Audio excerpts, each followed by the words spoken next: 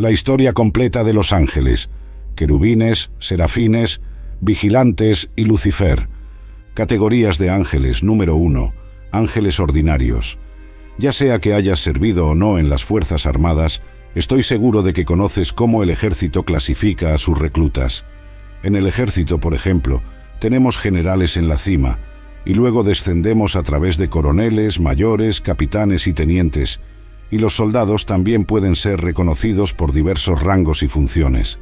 ¿Sabías que Dios también categoriza a los ángeles? Nuestro Dios es un Dios organizado. La hueste celestial, en un sentido general, probablemente el grupo más grande de ángeles es el que podríamos llamar ángeles ordinarios. La mayoría del tiempo, cuando se mencionan ángeles en la Biblia, son estos ángeles, de otra forma no identificados, los que están siendo referidos. Hablar de ángeles ordinarios, sin embargo, parece ser una contradicción en sí mismo, ya que ¿cómo podemos considerar a estos seres extraordinarios, increíbles, únicos y especialmente creados como rutinarios? Pero en este sentido, esa designación es apropiada cuando la contrastamos con las varias órdenes especiales de ángeles a las cuales se refiere la Biblia. Número 2. Querubines. Los querubines son un grupo de seres celestiales creados por Dios. Son los primeros en la jerarquía angelical en aparecer en la Biblia, inmediatamente después de la caída de Adán y Eva de la gracia. Génesis 3 registra los eventos en el jardín del Edén.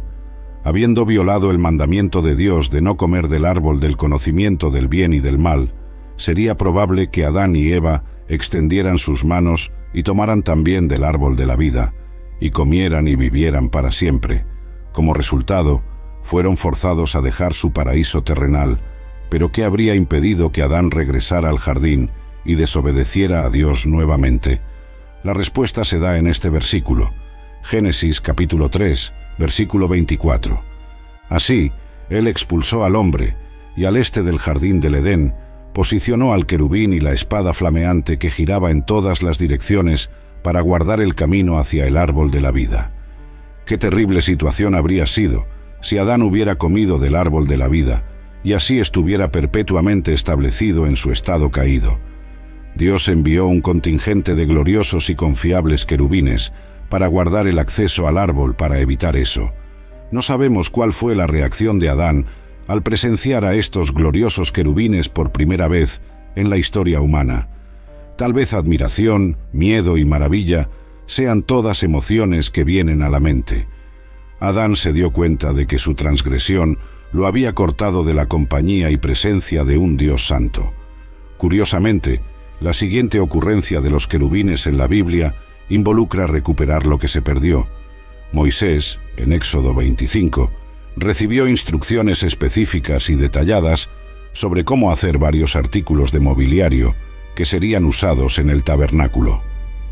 El arca de la alianza y el propiciatorio, donde Dios prometió encontrarse y comulgar con Moisés, fueron los primeros en ser detallados. ¿Qué quería Dios que fuera sobre o encima del propiciatorio? Representaciones doradas de los querubines. La siguiente es la intrigante descripción de Dios a Moisés, Éxodo capítulo 25, versículos de 10 a 13. Ahora debían construir un arca de madera de acacia de 2 codos y medio de largo, 1 codo y medio de ancho y 1 codo y medio de alto. Debes revestirla con oro puro por dentro y por fuera.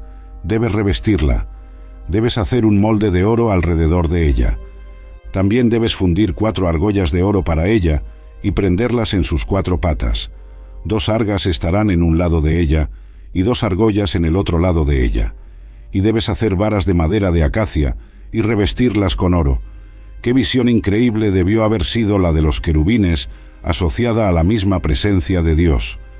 De estas 2 fuentes en la Biblia, parece que la principal responsabilidad de los querubines puede ser declarar la pecaminosidad del hombre y proteger la presencia de Dios de los hombres pecadores. Por más que Adán deseara retornar al jardín del Edén, los querubines le recordaban que había quebrado la ley de Dios. El sumo sacerdote de Israel tenía permiso de entrar al Santo de los Santos una vez al año para contemplar el propiciatorio. Estoy seguro de que debió sentir en cada ocasión: no pertenezco aquí en la santa presencia de Dios, pues soy un pecador. Los querubines son seres reales y poderosos. No obstante, los querubines en la Biblia eran frecuentemente representativos de cosas celestiales. Fueron integrados al diseño del Arca de la Alianza y del Tabernáculo por orden de Dios. Ezequiel capítulo 10, versículos 8 a 14. Los querubines parecían tener algo como una cabeza humana bajo sus alas. Entonces miré, y he aquí que al lado de los querubines había 4 ruedas, una rueda al lado de cada querubín, y la apariencia de las ruedas era como el brillo de la piedra de Tarshish. En cuanto a su apariencia, todas las 4 tenían la misma similitud, como si una rueda estuviera dentro de otra rueda. Cuando se movían, iban en cualquiera de sus 4 direcciones sin girar mientras se movían, pero seguían la dirección hacia la cual se volvían sin girar mientras se movían. Y todo su cuerpo, sus espaldas, sus manos, sus alas y las ruedas estaban cubiertas de ojos alrededor. Las ruedas pertenecían a todos los 4. Las ruedas eran llamadas, como yo oí, las ruedas giratorias, y cada uno tenía 4 caras. La primera cara era la cara de un querubín, la segunda cara era la cara de un humano, la tercera la cara de un león, y la cuarta la cara de un águila. Los querubines se muestran en Ezequiel 10 como teniendo no solo alas y manos, sino también estando llenos de ojos, rodeados por ruedas dentro de ruedas. No obstante, Ezequiel también pinta un tono sombrío en el capítulo 10. Los querubines proporcionan la pista. El profeta presenta su visión que profetiza la destrucción de Jerusalén en Ezequiel capítulo 9, versículo 3. El Señor descendió de su trono sobre los querubines al umbral del templo. Justo en el capítulo 10, versículo 1, Él regresa nuevamente para asumir su lugar sobre ellos en la calma antes de la tormenta. Vemos los querubines estacionados en el lado sur del santuario, posicionados hacia la ciudad. Ellos presenciaron el comienzo de la retirada gradual de la gloria de Dios de Jerusalén. El murmullo de sus alas indica eventos inmensamente importantes que seguirán. Capítulo 10, versículo 5. Entonces los querubines se erigen en preparación para la partida. Aunque Ezequiel 10 es difícil de entender, un punto queda claro: los querubines están asociados al esplendor de Dios. Este capítulo es uno de los más enigmáticos y evocativos de la Biblia sobre la grandeza de Dios y envuelve seres angelicales. Debe ser leído con cuidado y oración. Pocos otros capítulos en la Biblia dan al lector una sensación de la grandeza y gloria de Dios. Serafines, otro grupo de ángeles especialmente identificados, son los serafines. En la lengua hebrea, serafín significa ardientes. El libro de Isaías nos habla de los serafines en el último período del reino de Israel. Isaías vivió en Jerusalén y habló en nombre de Dios a los líderes de Jerusalén y Judá. Él expresó, ante todo, un mensaje de juicio de Dios.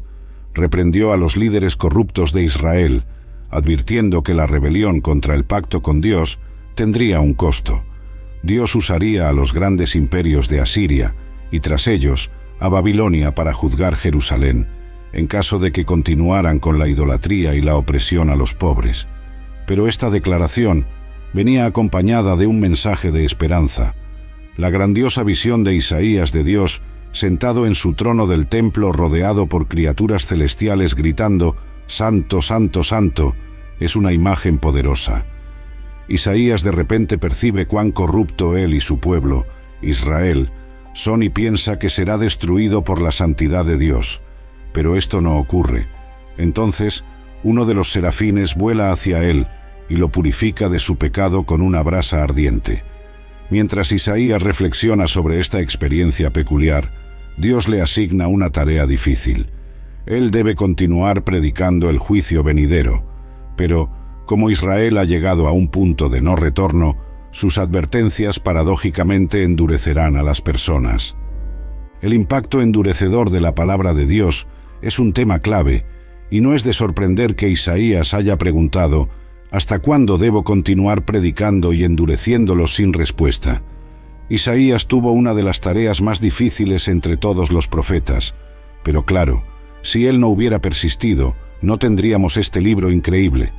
Él no sabía que siglos adelante Este libro sería una inspiración, pero en su vida él fue un fracaso. Nadie lo escuchó. Solo se endurecieron más y más durante 40 años. En el año en que murió el rey Uzías, vi al Señor, exaltado y sentado en un trono. La cola de su vestidura llenaba el templo. Encima de él estaban los serafines, cada uno con 6 alas. Con 2 cubrían sus rostros, con 2 cubrían sus pies, y con 2 volaban. Y clamaban unos a otros: Santo, santo, santo es el Señor de los ejércitos. Toda la tierra está llena de su gloria. Al sonido de sus voces, los umbrales de las puertas se estremecieron y el templo se llenó de humo. A pesar de ser de diferentes jerarquías y estar envueltos en misterio en la Biblia, los serafines comparten una característica: están continuamente alabando a Dios. Los ángeles y seres celestiales son maravillosos, pero palidecen en comparación con el Cordero Celestial, el Señor de la Gloria, ante quien todas las fuerzas en el cielo y en la tierra se inclinan en devoción sagrada y adoración sin aliento. En la visión retratada en Isaías 6, Isaías fue testigo personalmente de la santidad de Dios. Isaías, siendo un profeta de Dios y un hombre intachable, era consciente de su propia pecaminosidad. Incluso los serafines en la presencia de Dios, aquellos que gritaban: Santo, santo, santo es el Señor Todopoderoso, cubrían sus rostros y pies con 4 de sus 6 alas. Cubrir el rostro y los pies, sin duda, expresa la reverencia y admiración causadas por la presencia directa de Dios. En Apocalipsis 4, Juan tuvo una visión del trono de Dios que era idéntica a la de Isaías. En reverencia y admiración por lo santo, seres vivientes rodeaban el trono gritando: Santo, santo, santo es el Señor Dios Todopoderoso. Las criaturas alrededor del trono de Dios, según Juan, están constantemente prestando alabanza, honor y reverencia a Él. Finalmente, los ángeles alrededor del trono, en ambas visiones, gritan: Santo, santo, santo, indicando que Dios es el mismo en ambos testamentos. A menudo pensamos en el Dios del Antiguo Testamento como un Dios de ira y en el Dios del Nuevo Testamento como un Dios de amor. No embargo, Isaías y Juan, por otro lado, pintan una imagen unida de nuestro Dios santo, magnífico y glorioso, que no cambia. Malaquías capítulo 3, versículo 6. Pues yo, el Señor, no cambio. Hebreos capítulo 13, versículo 8. Jesucristo es el mismo ayer, hoy y para siempre. Y Santiago capítulo 1, versículo 17. En Él no hay cambio ni sombra de variación. La santidad de Dios es eterna, así como Él es eterno. Como Isaías menciona que cada uno clamaba al otro, podemos presumir que había varios serafines. La función de los serafines es cantar alabanzas al nombre y al carácter de Dios en el cielo. Su ministerio se relaciona directamente con Dios y su trono celestial, porque están posicionados sobre el trono, a diferencia de los querubines que están al lado de él. Ellos eran indescriptiblemente bellos. Con 2 alas cubrían su rostro, y con 2 cubrían sus pies, y con 2 volaban, sugiriendo que algunos seres angelicales vuelan. La Biblia, sin embargo, no sostiene la noción común de que todos los ángeles tienen alas. El concepto convencional de ángeles con alas deriva de su capacidad de moverse instantáneamente y con velocidad ilimitada de un lugar a otro, y las alas eran consideradas el medio que permitía tal movimiento ilimitado. Santos y vigilantes. Los santos y los vigilantes son retratados en el libro de Daniel, que se desarrolla en Babilonia. La historia comienza poco después del primer ataque de Babilonia a Jerusalén. Saquearon la ciudad y su templo, y llevaron a una leva de israelitas al exilio. 4 miembros de la familia real de David estaban entre ellos: Daniel, posteriormente conocido como Beltesazar, y sus 3 compañeros. El libro de Daniel se desarrolla en Babilonia, una nación gobernada por Nabucodonosor, un gobernante pomposo y cruel que se deleitaba en torturar a sus súbditos. Él conquistó a Siria y luego volvió sus ojos hacia Egipto, su principal rival. Judá estaba en el camino, por lo tanto, tenía que ser eliminado si su objetivo de liderar un vasto imperio iba a ser realizado. La experiencia transformadora de Nabucodonosor comenzó con otro sueño perturbador.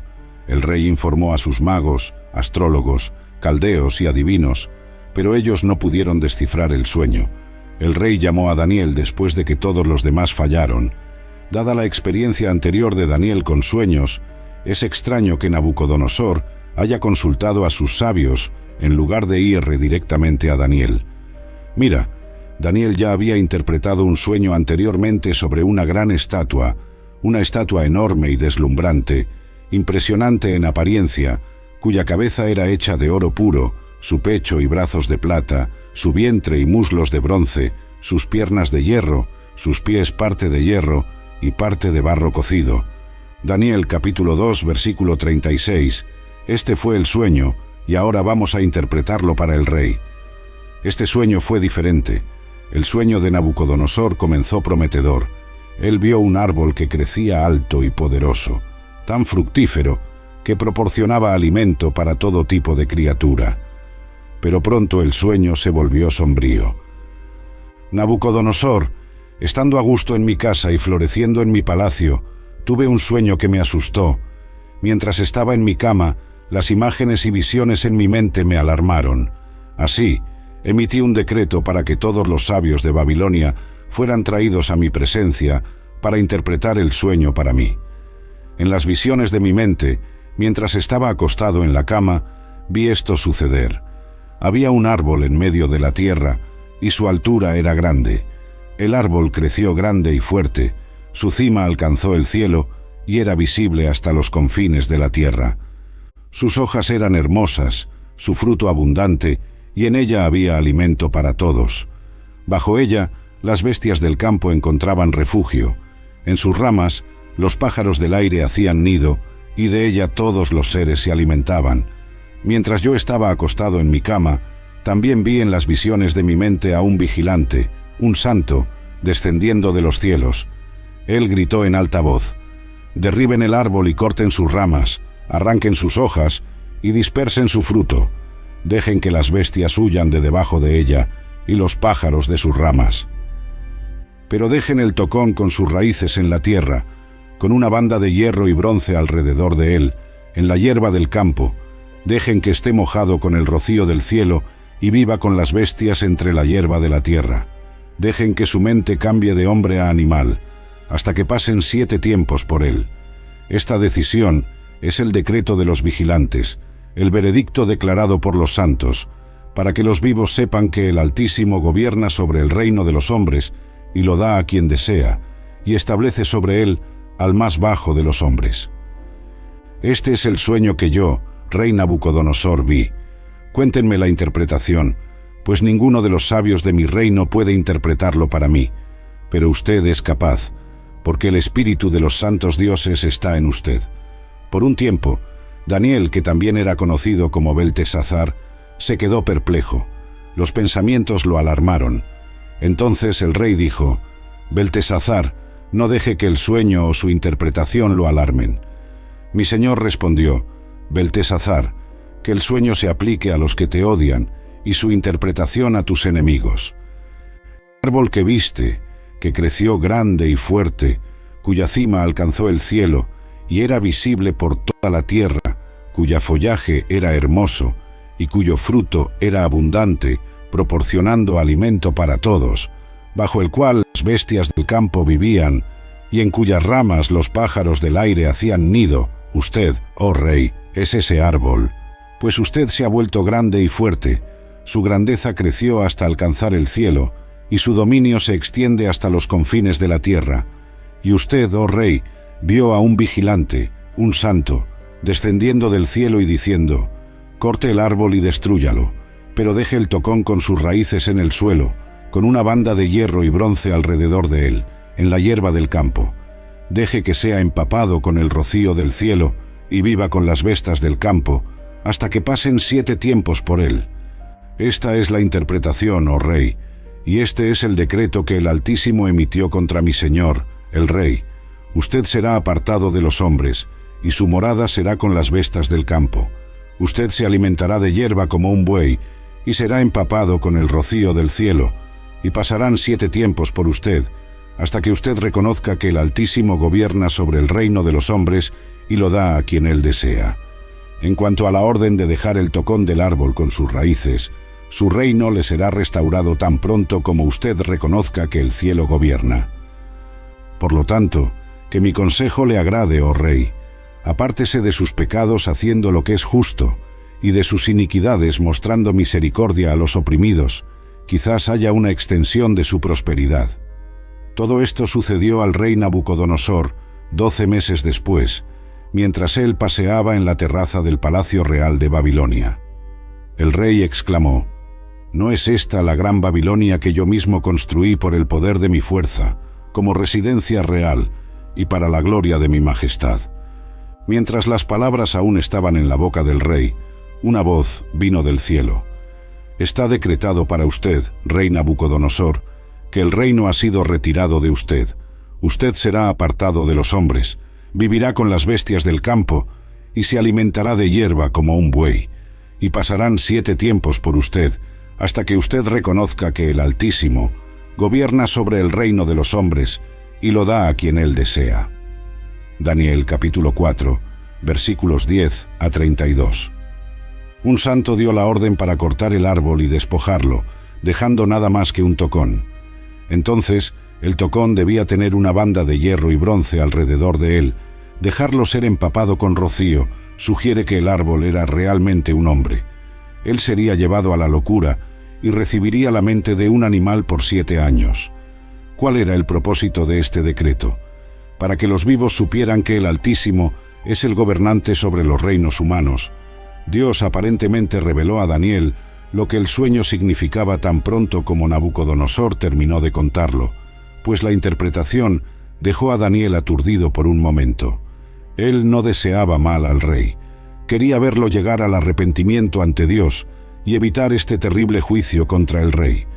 Daniel dio al rey la buena noticia, seguida por la locura. Nabucodonosor no era solo el árbol, sino también sería el tocón.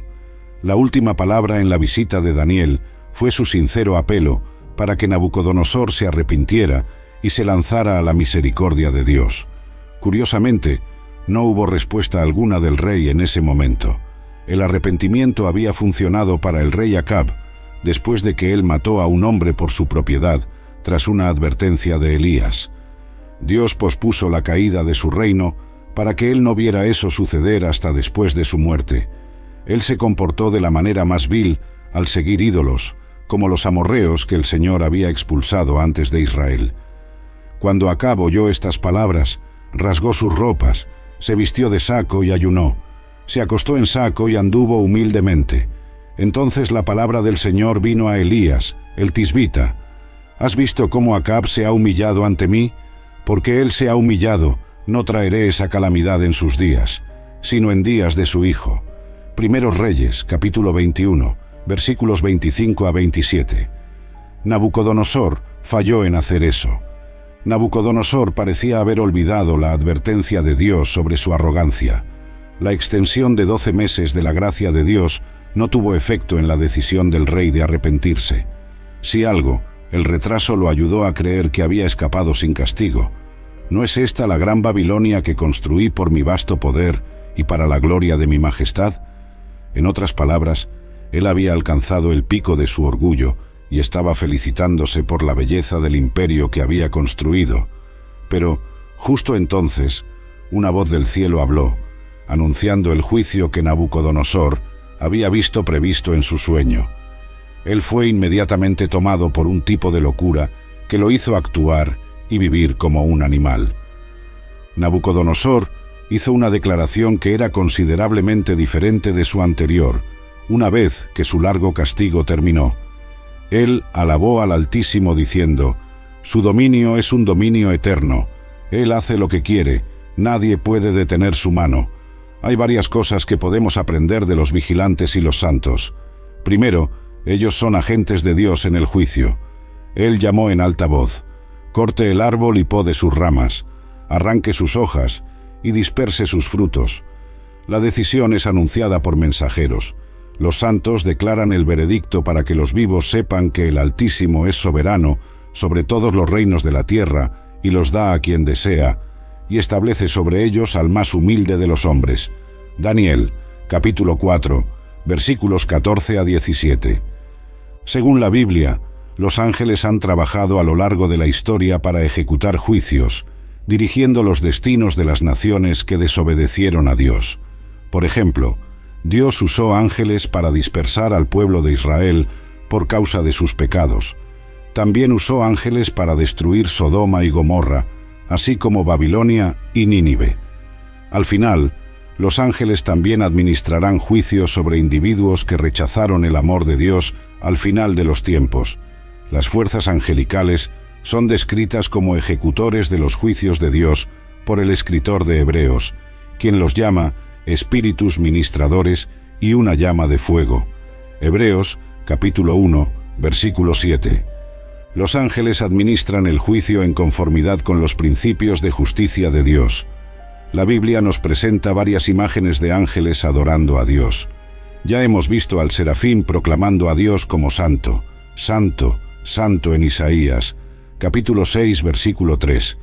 Y en Apocalipsis leemos: «Y oí la voz de muchos ángeles alrededor del trono, y de los seres vivientes y de los ancianos, y el número de ellos era 10.000 veces 10.000, y miles de miles, diciendo en alta voz: Digno es el Cordero que fue sacrificado de recibir el poder, y riquezas, y sabiduría, y fuerza, y honor, y gloria, y bendición».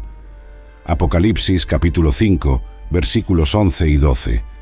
Los ángeles proporcionan un buen modelo para nosotros seguir. ¿Cuántas veces nos apresuramos en servir a Dios o a los demás, tal vez de una forma buena y necesaria, y descuidamos la adoración a Dios y adorarlo? Claro, debemos dar a Dios y a los demás todo nuestro esfuerzo y servicio, pero antes de eso, necesitamos pasar tiempo en su presencia, afinando nuestros corazones. El puesto de arcángel es ocupado por solo un ángel en el registro bíblico. Entonces ese ángel es el más prominente entre todos los ángeles santos. El nombre del arcángel es Miguel. Este nombre plantea la pregunta: ¿quién es como Dios? Las tres grandes misiones del arcángel Miguel comienzan con la defensa del cuerpo de Moisés. Miguel es probablemente el ser angelical más conocido mencionado en la Biblia. Sabemos que Miguel es un arcángel, pero ¿qué implica ese papel específico para él? ¿Cuáles son sus logros, sus responsabilidades y cómo encaja en el ejército celestial que Dios ha reunido? Dios eligió retener mucha información de nosotros sobre los eventos que llevaron a la muerte de Moisés. Dios le dio una visión de la tierra prometida, aunque era imposible para él pisar allí. Moisés miró hacia la tierra prometida mientras estaba en la cima de Nebo, que forma parte de una cadena montañosa conocida como Pisga, ubicada en lo que ahora es la nación moderna de Jordania. Moisés no fue autorizado a entrar en la tierra prometida porque había desobedecido a Dios. Judas 9 describe una ocasión en que Miguel, el arcángel, estaba en desacuerdo con el diablo sobre el cuerpo de Moisés. Parece que hubo una disputa sobre el cuerpo de Moisés, y Judas indica que Miguel, el arcángel, triunfó en este conflicto apelando a la autoridad del Señor, diciendo: «El Señor te reprenda». Sin embargo, no está totalmente claro por qué Miguel luchó contra Satanás por el cuerpo de Moisés. Algunas personas creen que el diablo pretendía usar el cuerpo de Moisés como un objeto de adoración para intentar que Israel se involucrara en idolatría. La segunda misión del arcángel Miguel es luchar contra el príncipe de Persia, mencionado solo en Daniel, capítulo 10. Esta sección altamente apocalíptica del libro de Daniel es, por lo tanto, al menos parcialmente simbólica. El príncipe de Persia es más probablemente una referencia a un ser espiritual maligno que gobernaba Persia en la antigüedad. El profeta Daniel tuvo una visión preocupante sobre una gran guerra y entró en un período de luto, ayuno y oración de 3 semanas. Dios envió un mensajero celestial para explicar la visión en respuesta a la oración de Daniel. Daniel capítulo 10, versículos 10 a 14. Entonces, he aquí que una mano me tocó y me hizo temblar sobre mis rodillas y palmas de las manos. Y él me dijo: Daniel, hombre muy amado, entiende las palabras que yo te hablo y ponte en pie, pues ahora he sido enviado a ti. Y cuando él dijo esta palabra, me puse en pie, temblando. Entonces él me dijo: no temas, Daniel, pues desde el primer día en que dispusiste tu corazón a entender y a humillarte ante tu Dios, tus palabras fueron oídas, y yo he venido por causa de tus palabras. Pero el príncipe del reino de Persia me resistió 21 días. Entonces Miguel, uno de los principales príncipes, vino para ayudarme, pues yo estaba detenido allí con los reyes de Persia. Ahora he venido para hacerte entender lo que acontecerá a tu pueblo en los últimos días, pues la visión se refiere a muchos días aún por venir. Aquí tenemos una visión del conflicto espiritual en el reino celestial. Daniel estaba orando y ayunando por 3 semanas, y un ángel fue enviado desde el primer día en respuesta, pero el ángel fue impedido por una figura llamada Príncipe del Reino de Persia, que lo opuso por 21 días, exactamente durante el período en que Daniel estaba ayunando y orando. De hecho, el príncipe de Persia ejercía un poder tan increíble que Miguel, uno de los principales príncipes, tuvo que ser despachado para ayudar. En Judas 9, aprendemos que Miguel es un arcángel. El ángel fue capaz de llegar hasta Daniel gracias a su fuerza. Un ángel esclarece cómo se desdoblarán los últimos días en la visión final de Daniel. Miguel, el gran príncipe que protege a los hijos de su pueblo, aparecerá en ese momento. El ángel también se refiere a Miguel como el príncipe de Daniel. La Biblia no dice exactamente qué significa estar de guardia, pero está claro que Miguel tiene responsabilidades especiales para con Israel en su papel de combatiente. Miguel tiene una responsabilidad particular para con Israel, como mencionado en Daniel capítulo 10, versículo 21, y Daniel capítulo 12, versículo 1. Se describe como el príncipe de esa nación. Al leer la historia antigua y moderna, creo que vemos la mano de Miguel defendiendo a Israel. A pesar de su gran poder, Miguel permanece completamente sumiso al Señor.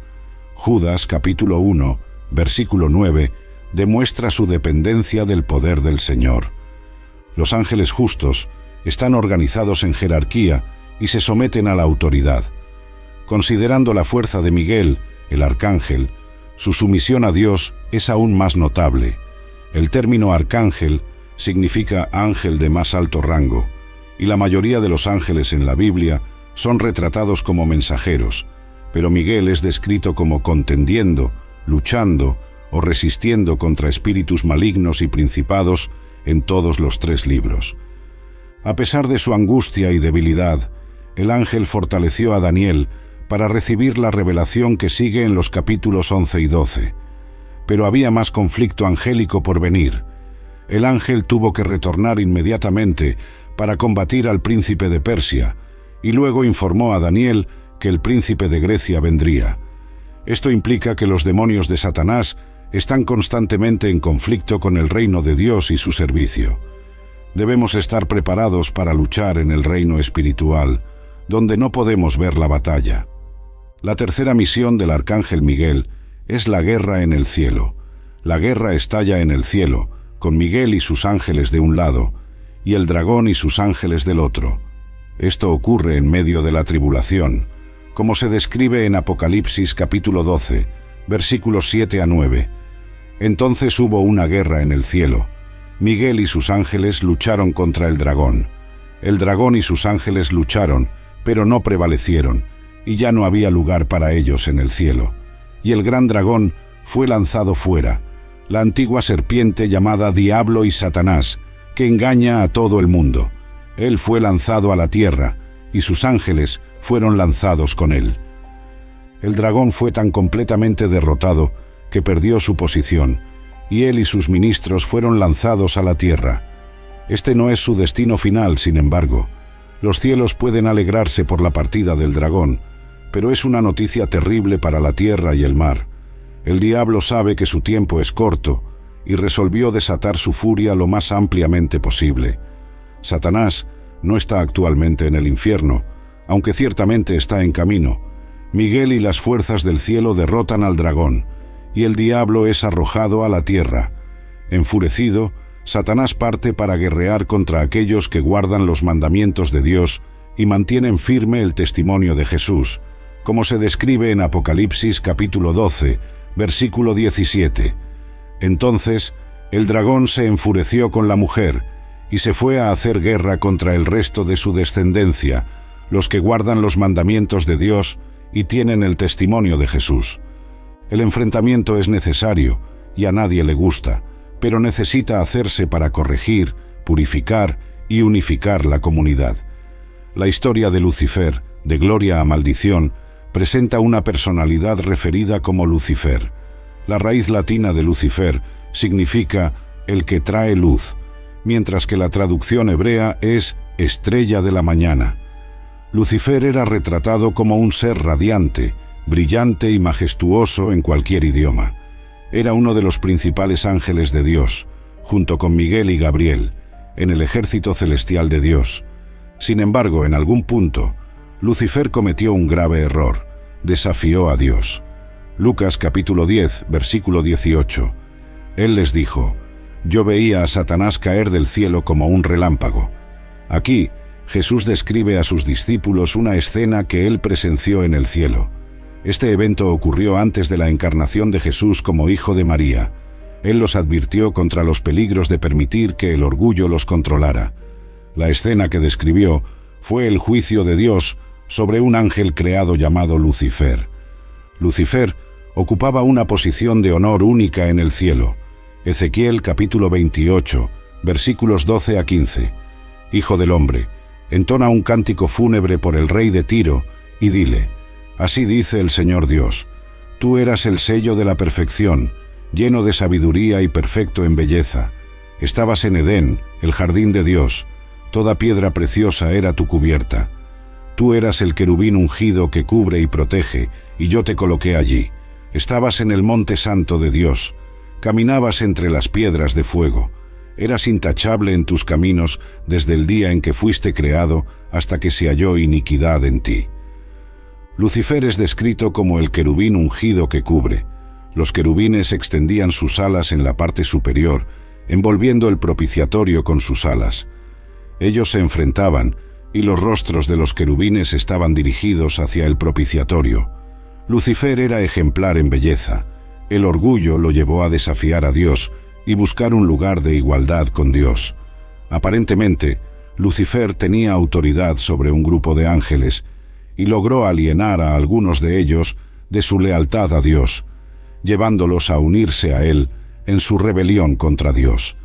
En respuesta, Dios expulsó a Lucifer y a sus compañeros rebeldes de su presencia. Para describir las actividades de Lucifer, al convertir a algunos ángeles contra Dios a través de su esquema persistente, Ezequiel capítulo 28, versículos 16 a 19, explica: por la abundancia de tu comercio, estabas lleno de violencia en tu interior, y pecaste. Por eso te expulsé como una cosa profana del monte de Dios. Te destruí, oh querubín guardián, del medio de las piedras de fuego. Tu corazón se enorgulleció por causa de tu belleza. Corrompiste tu sabiduría por causa de tu esplendor. Te arrojé a la tierra, te expuse ante los reyes, para que te contemplen. Profanaste tus santuarios por el gran número de tus pecados y por la injusticia de tu comercio.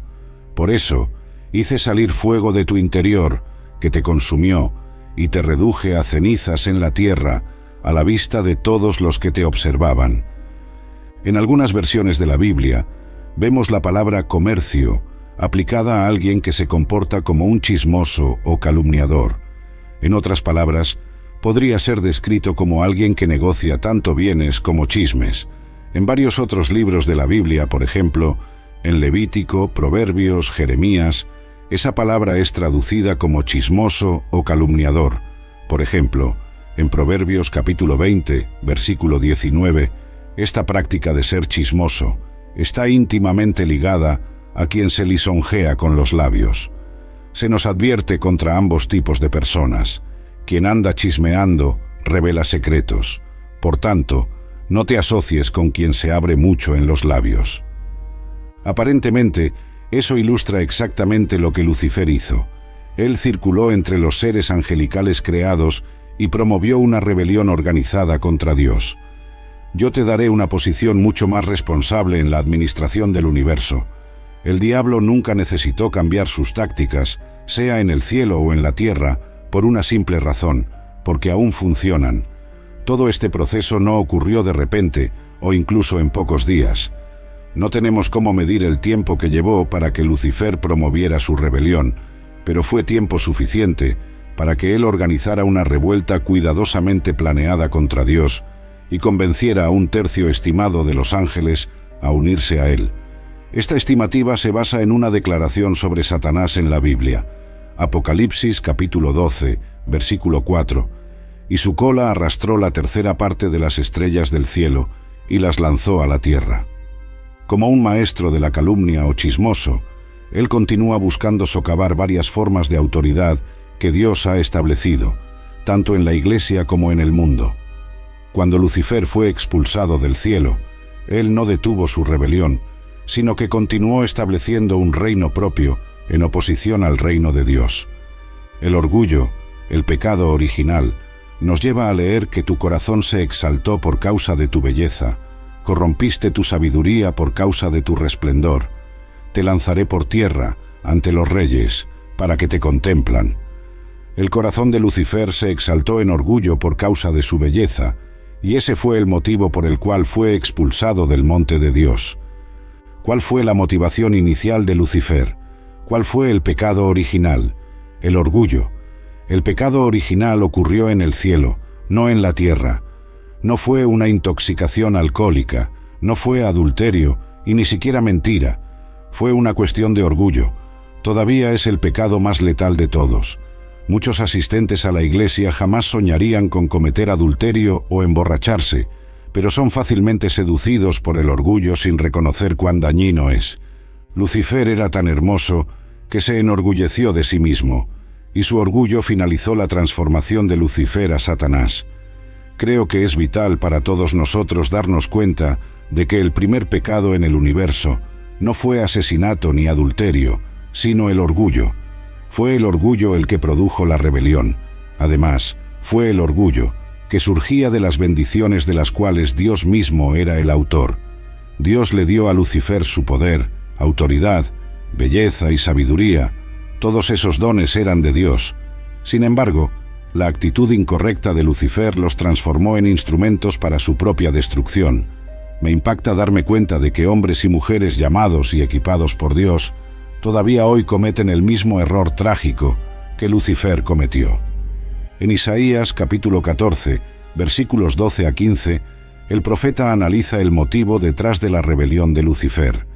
Era una ambición de ser igual a Dios. Lucifer hizo 5 afirmaciones sucesivas, precedidas por la frase «subiré». Dijo: «Subiré a los cielos, exaltaré mi trono por encima de las estrellas de Dios, me sentaré en el monte de la asamblea, en los lados del norte, subiré por encima de las alturas de las nubes, seré semejante al Altísimo». La ambición autopromocionada de Lucifer fue la causa de su caída. La Escritura nos enfrenta con un contraste deliberado entre Lucifer y Jesús. Lucifer no estaba en la forma de Dios, era un ser creado. No tenía derecho a ser igual a Dios, pero ambicionó la igualdad con Dios, y al alcanzarla cayó. Por otro lado, Jesús era divino por naturaleza eterna y gozaba de igualdad con Dios. Por eso, Dios lo exaltó al lugar más alto y le dio el nombre que está sobre todo nombre, para que al nombre de Jesús se doble toda rodilla en el cielo, en la tierra y debajo de la tierra, y toda lengua confiese que Jesucristo es el Señor, para gloria de Dios Padre. Dios lo exaltó grandemente y le dio un nombre que está sobre todo nombre. Al nombre de Jesús toda rodilla se doblará, de los que están en los cielos, esto es, todos los ejércitos creados que sirven a Dios en su cielo, de los que están en la tierra.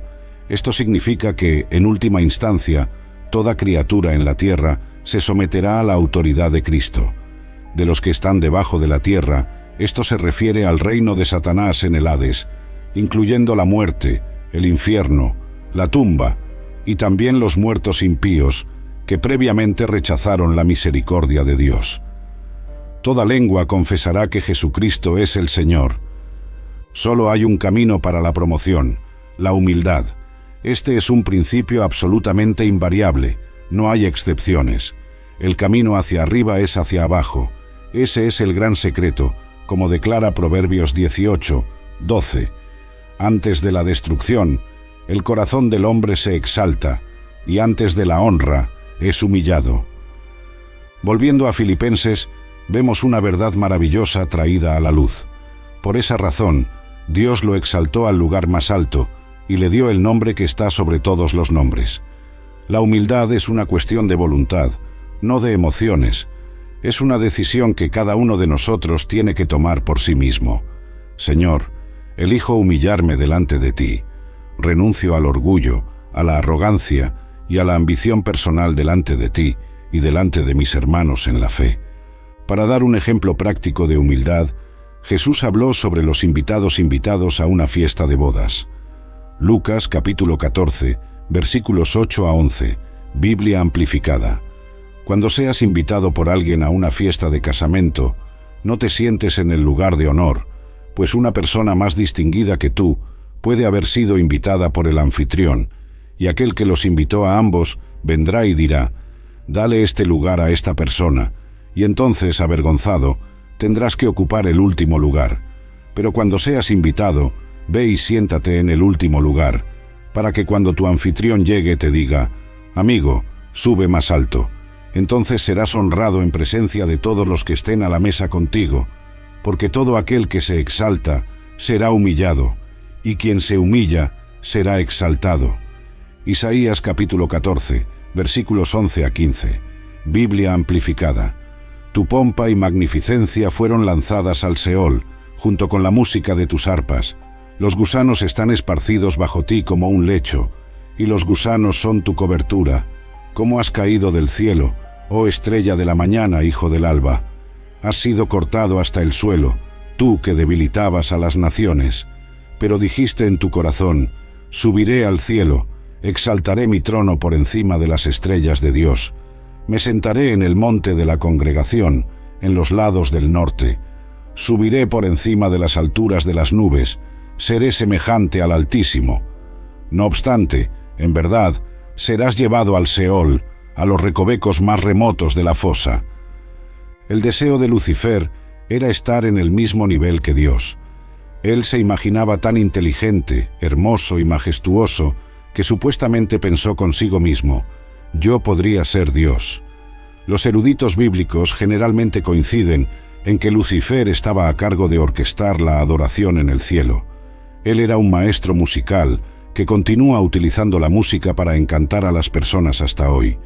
Lucifer estaba a cargo del santuario de Dios en el cielo.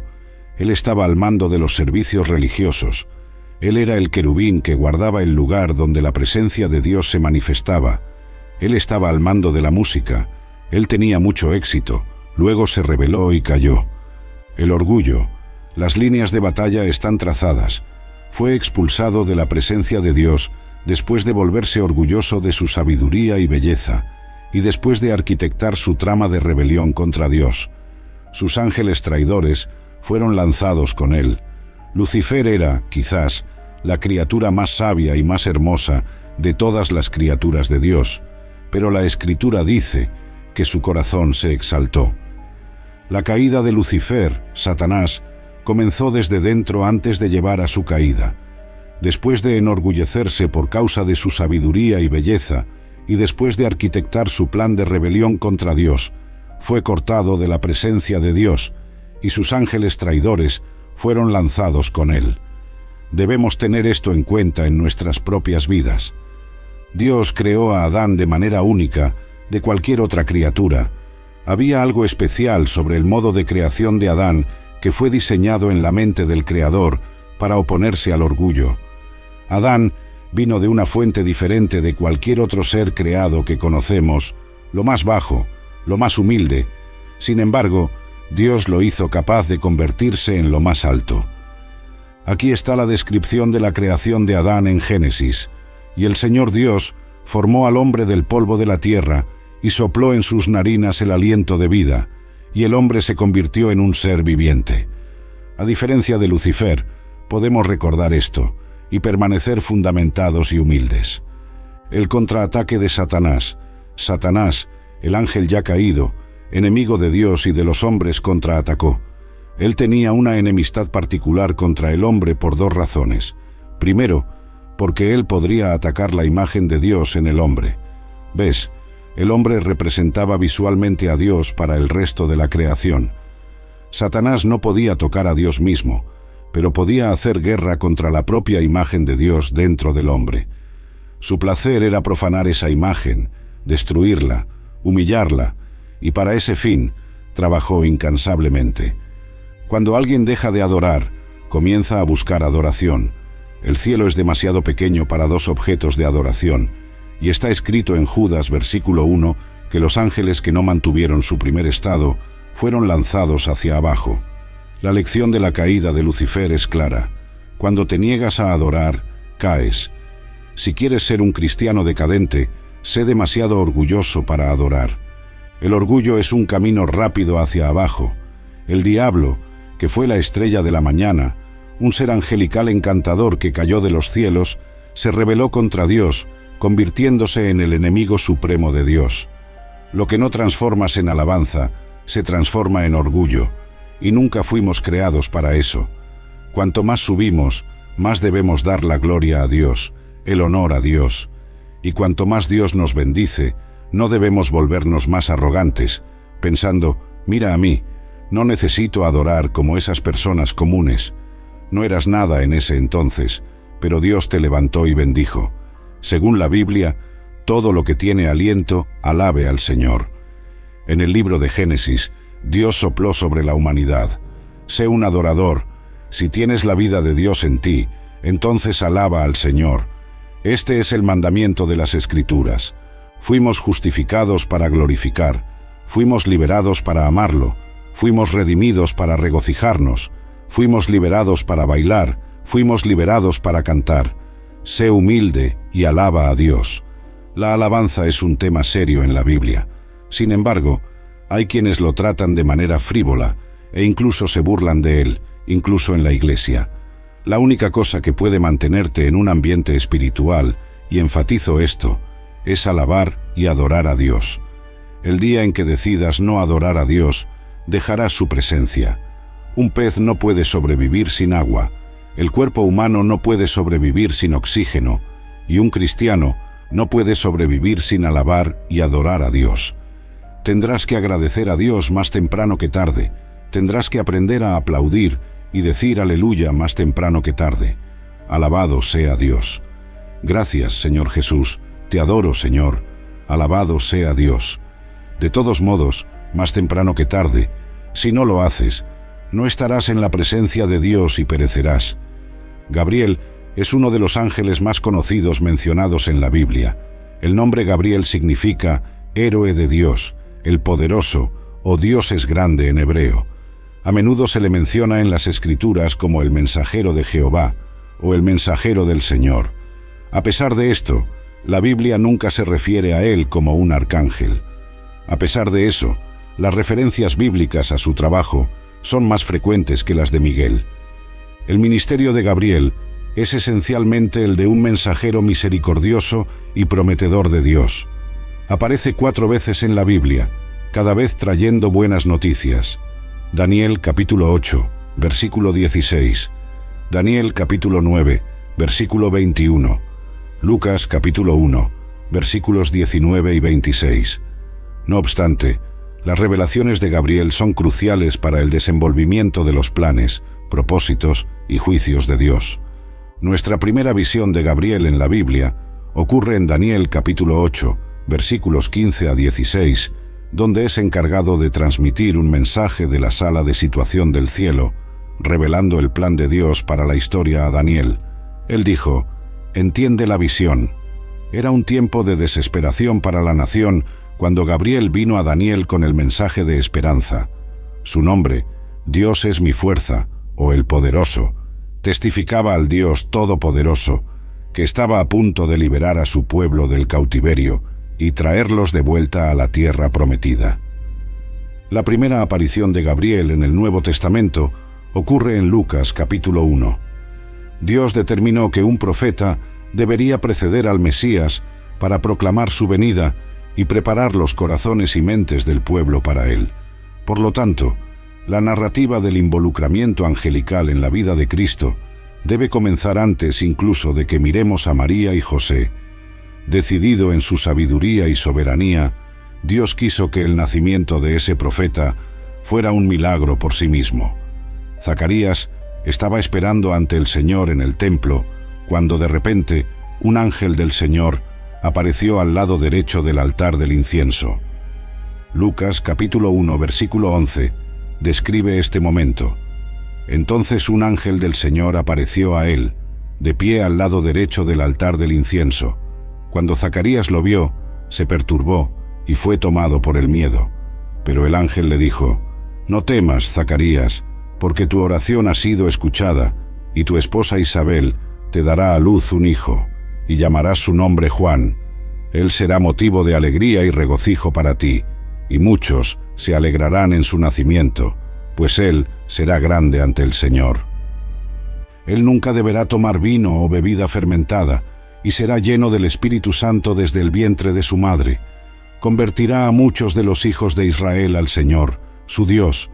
Él irá delante del Señor en el espíritu y poder de Elías, para convertir los corazones de los padres a los hijos y los desobedientes a la sabiduría de los justos, a fin de preparar un pueblo bien dispuesto para el Señor». Zacarías preguntó al ángel: «¿Cómo tendré certeza de esto? Pues soy un hombre viejo y mi esposa está avanzada en edad». El ángel respondió: «Yo soy Gabriel, que asisto en la presencia de Dios, y he sido enviado para hablar contigo y traerte estas buenas nuevas. Ahora quedarás mudo y no podrás hablar hasta el día en que estas cosas sucedan, porque no creíste en mis palabras, que se cumplirán en su tiempo debido». Mientras tanto, el pueblo esperaba por Zacarías y se maravillaba de su demora en el templo. Cuando salió, no podía hablar con ellos.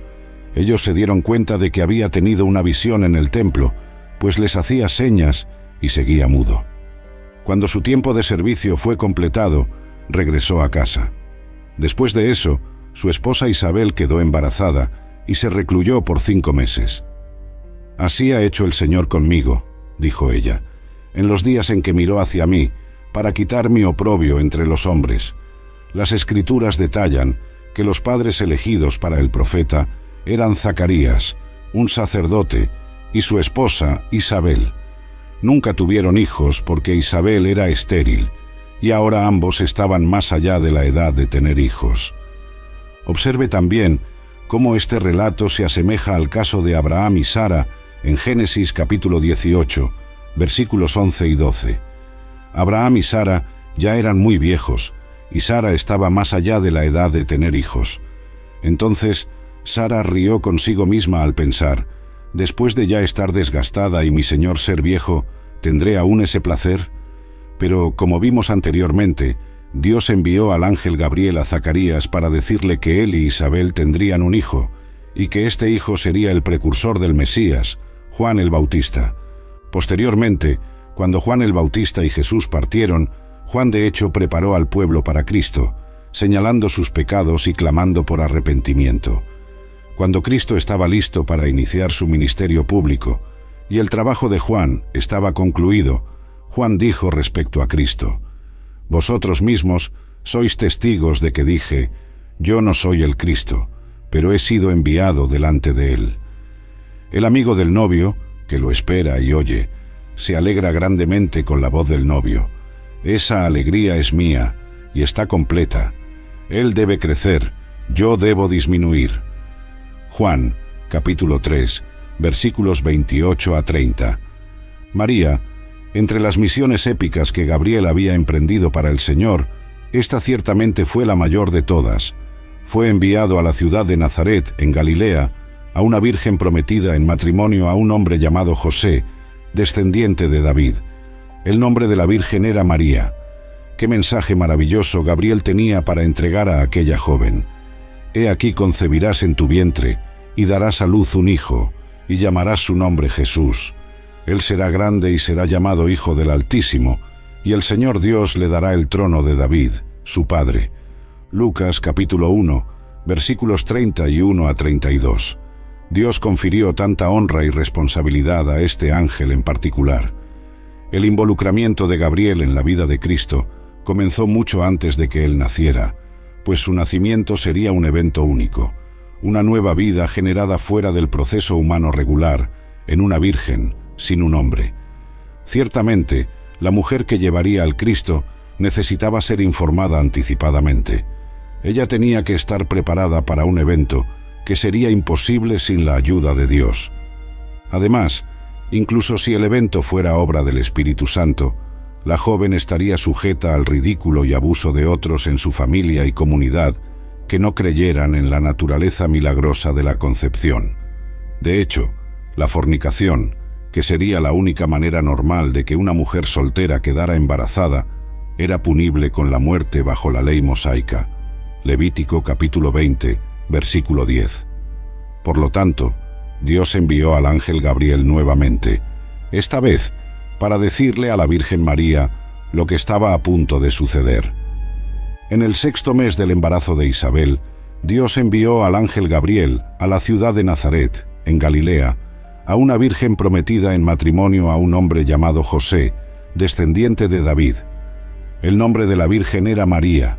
El ángel se acercó a ella y dijo: «Saludos, tú que eres altamente favorecida, el Señor está contigo».